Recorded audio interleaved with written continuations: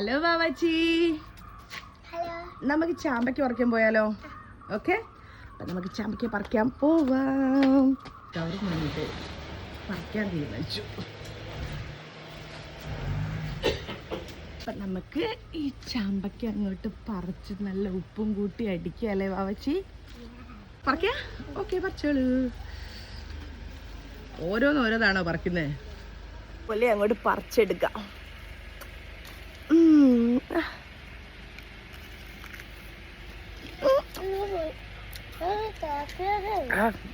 സത്യം പറയട്ടെ, ഞാൻ ഒരുപാട് ചാമ്പക്ക കഴിക്കലുണ്ടെങ്കിലും ആപ്പൻ്റെ വീട്ടിലത്തേക്ക് ചാമ്പക്ക നല്ല മധുരം. അമ്മയുടെ ചാമ്പക്ക പറിച്ചു കൊറേ പറിച്ചില്ലേ അമ്മ?